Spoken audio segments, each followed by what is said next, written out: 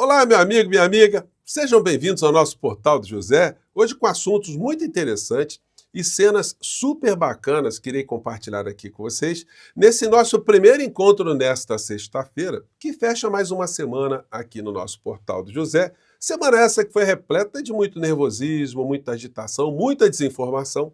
Tudo isso derivado de uma série de mentiras espalhadas por essa extrema-direita criminosa bolsonarista aqui no nosso país. Isso gerará uma série de consequências. A figura do inelegível, paralelamente a essa história toda do Pix, andou fazendo das suas. E ele se compromete cada vez mais que abre a boca, fazendo com que a sua caminhada nesse pântano da insanidade, desse universo paralelo, o leve cada vez mais próximo da Papuda ou de Bangu 8. Vou conversar com vocês sobre as últimas informações, as últimas notícias, e também vou avaliar com vocês alguns trechos da decisão do ministro Alexandre de Moraes, que colocam ali algumas situações muito importantes que passaram despercebidamente por muitos analistas aqui no nosso país. Bom, antes de entrar nos assuntos, quero convidar você que está chegando agora ao nosso portal e ainda não é inscrito, para que você, em primeiro lugar, você se inscreva aqui conosco e depois conheça também os nossos outros vídeos. Se você gostar, compartilhe, recomende, nunca se esqueça de dar o seu joinha, o seu comentário, se puder, venha também para o nosso clube de membros. Você que é muito bem-vindo e muito bem-vinda, e quero aproveitar para agradecer a vocês todos que estão espalhando aí o nosso novo canal de cortes aqui no nosso Portal do José, que já estamos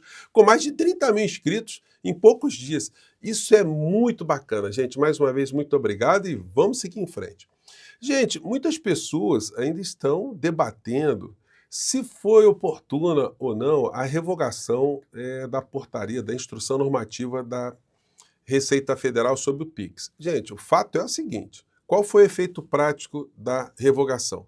É que não se está falando isso hoje, pelo menos pelos principais veículos de comunicação impressos no Brasil. Todos os jornais, tanto os que tratam de assuntos mais regionais aos assuntos nacionais, o assunto Pix não é mais tocado. Mas algumas consequências vão ser sentidas aí por essa gente. Como eu comentei aqui com vocês, a AGU está preparando uma ação exatamente como a gente tinha desenhado aqui no nosso portal, direcionada à reparação de danos. Eu espero que seja uma ação bem montada e que a petição ali faça um pedido de uma indenização por danos morais muito significativa para esses criminosos não continuarem a fazer o que eles estão fazendo. Sobre a revogação da instrução normativa, há muitas pessoas, o governo saiu desgastado, não deveria bancar. Gente, a questão é a seguinte: o governo Lula, vamos ter essa consciência, passou 2 anos sem se comunicar direito, como foi a cobrança permanente nossa aqui. E a comunicação, ela geraria uma possibilidade de mobilizar a sociedade. Qual seria a capacidade do governo Lula mobilizar a sociedade para enfrentar aquilo que já estava se desenhando aqui no Brasil? Essa gente já estava conspirando para fazer manifestação, eles já estavam orquestrando uma situação aqui que já estava montada de uma tal forma que, se ela começa a ganhar peso, ficaria completamente fora de controle. E aí, qual seria a possibilidade de reação diante desse tipo de situação? Então, não é por outra razão que eu tive algumas informações que o presidente Lula ficou absolutamente revoltado e indignado com essa história toda e chamou a atenção ali das pessoas que estavam no entorno dele, como é que isso aconteceu. Bom, se isso servir para o presidente Lula ter a consciência que ele não pode ficar ausente do debate político diário, que a disputa do discurso político tem que ser permanente, isso não pode ser uma tarefa só dos canais aqui nas redes sociais. Se ele tiver esse convencimento, finalmente, olha, nós poderemos ter aí algumas situações muito importantes no enfrentamento dessas coisas todas que nós combatemos aqui no Brasil, né? Bom, presidente Lula, em dado momento ontem, quando ele sancionou o PL, né, que cuida da reforma tributária, ele comentou algo nesse sentido aí que eu quero compartilhar com vocês. Acompanhe esse trecho aqui. É por isso que nós não temos que ter medo de enfrentar a mentira. Nós não temos que ter nenhuma preocupação de enfrentar essas pessoas travestidas de político que, na verdade, tentaram dar um golpe nesse país dia 8 de janeiro de 2002. Nós não temos que ter medo de enfrentar as mentiras da fake news e nós não temos que ter medo de fazer o debate, fazer a disputa, a cada dia, a cada minuto, a cada hora. Porque se a gente perde, um sistema democrático que está correndo risco no mundo inteiro, a gente vai voltar a coisa que nós não queremos voltar, ao fascismo, ao nazismo e à violência e o desrespeito aos direitos humanos, à mulher, aos negros, aos pobres do mundo inteiro. Pois é, presidente, perfeito. Então, o senhor tem que vir para esse tipo de embate. Só que esse tipo de embate não se faz pelos métodos tradicionais que foi da sua formação. Não é a Rede Globo de televisão, não é a grande mídia, não dá entrevistas para a grande mídia, não. É vir para as redes sociais, é criar o seu próprio nicho para espalhar as informações e para pautar as notícias e os debates políticos aqui no nosso país. Nós falamos isso aqui desde o primeiro dia do governo Lula. E não só ele falou, como ele publicou também a preocupação dele com esse tipo de enfrentamento. Nós não devemos ter medo de enfrentar as mentiras, não podemos ter medo de enfrentar quem tentou dar golpe nesse país. E temos que fazer a disputa pela democracia, sistema que está correndo risco no mundo todo. Então ele falou e depois ele publicou aqui no Twitter dele.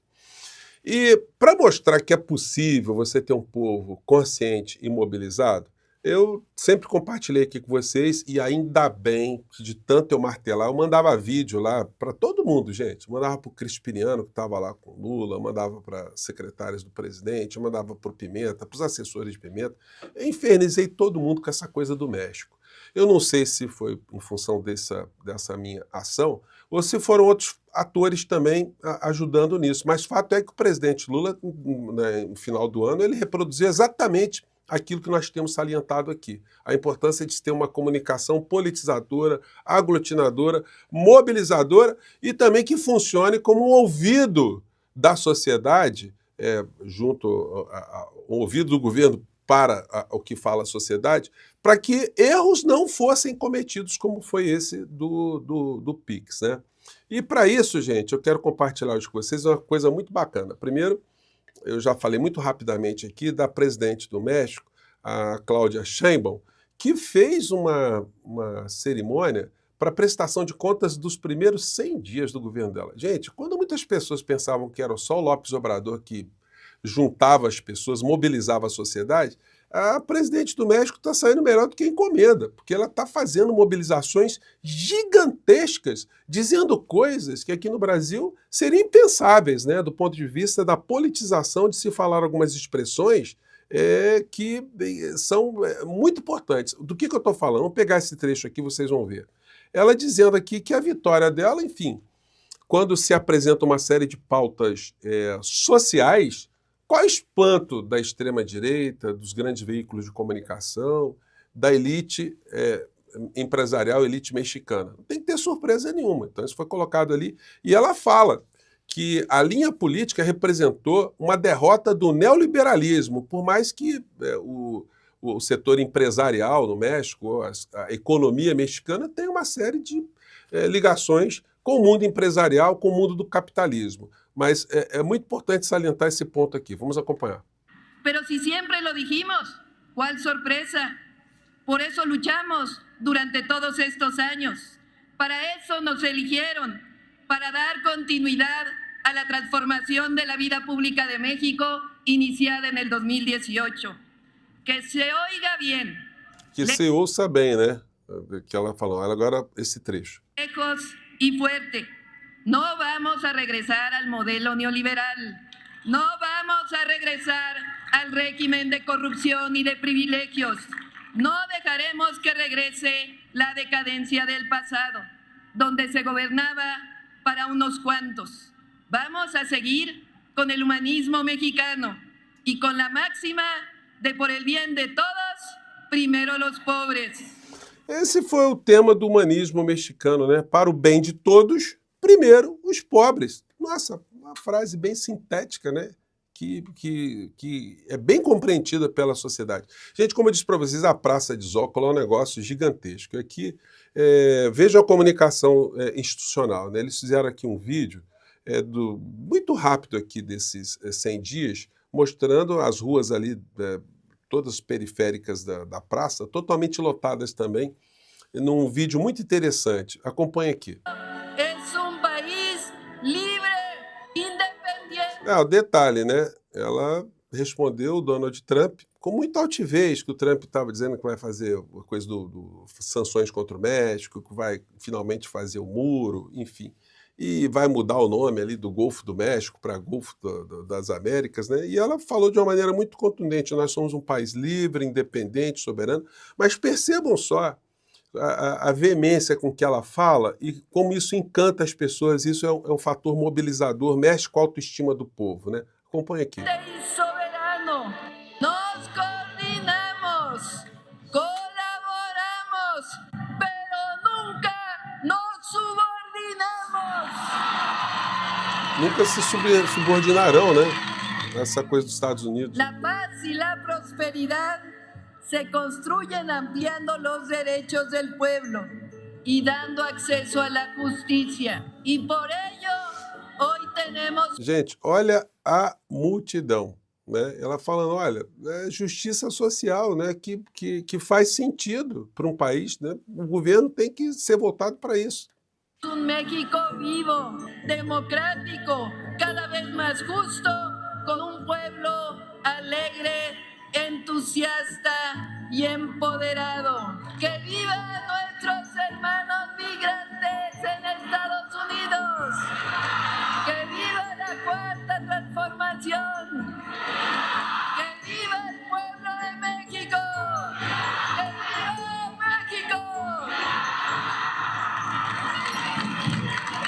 Então, gente, nós podemos sonhar aqui no Brasil ou não? É só a direita aqui que pode fazer manifestação no Brasil? Não dá, né, gente? E aí o afundamento da criatura, né? Mande seu comentário aqui o que você achou dessas cenas, mas aí vamos entrar aqui no outro tema. Não vou nem tomar mais Viagra, diz Bolsonaro ao celebrar convite para a posse de Trump. Gente, é um negócio, é uma baixaria, é um negócio impressionante. Eu fico pensando o seguinte, a esposa do Bolsonaro, né? Fala assim, como é que é? Você tá comigo, mas aí você pensa no Trump e não vai tomar mais Viagra? Que troço mais louco. Mas na entrevista, o que chama atenção foi o aspecto político aqui, que ele se afundou mais. O peixe morre pela boca, como eu disse para vocês, existe até o peixe burro, né? Enfim, a matéria diz, quando o assunto foi os sucessivos planos apresentados para tentar reverter sua derrota nas urnas, Bolsonaro admitiu que teve conhecimento de uma ideia de se decretar estado de emergência para evitar a posse do presidente Lula. Abre aspas. Não vou negar isso a você, confessou. Então, quer dizer, ele confessou nessa entrevista que ele deu, entre Viagras e outras cositas más, né, que o golpe estava na mesa dele. Ele já não era presidente, quer dizer, ele já tinha perdido a eleição, ele era presidente ainda, mas não tinha o que fazer, e mesmo assim estava discutindo coisas para o golpe. Os recados de Moraes em decisão contra Bolsonaro vão muito além do passaporte. Gente, o que significa isso? A defesa de Bolsonaro quis tumultuar o processo todo, porque eles sabiam que o Alexandre de Moraes não daria o passaporte para Bolsonaro. Se o ministro Alexandre de Moraes concedesse esse passaporte, como algumas pessoas achavam, o Bolsonaro ia fugir, ele não ia voltar para o Brasil, por uma questão estratégica. Ele ia continuar lá tendo acesso às redes sociais, ia continuar agitando politicamente pela extrema-direita. Os julgamentos contra ele aqui seriam mais tumultuados. O Brasil teria um problema desgraçado para poder fazer um pedido de extradição no governo Trump. Então nós teríamos aqui um julgamento de Bolsonaro à revelia, criando a expectativa que ele estava sendo perseguido e ele pulsando fora do nosso país. Então, gente, o desastre ia ser incomensurável. Então fez muito bem a Procuradoria-Geral da República, como nós acreditávamos que ia acontecer, e o ministro Alexandre de Moraes. Agora, vamos aguardar se para esse final do mês de janeiro ou comecinho de fevereiro, se a Procuradoria-Geral da República finalmente se manifesta para botar esse processo para andar, para essa criatura ir logo para a cadeia e deixar com que o nosso país recobre algum tipo de paz espiritual, paz cívica, paz social e paz democrática. Eu fico por aqui, gente. Mais tarde eu volto. Um grande abraço, até lá. Tchau!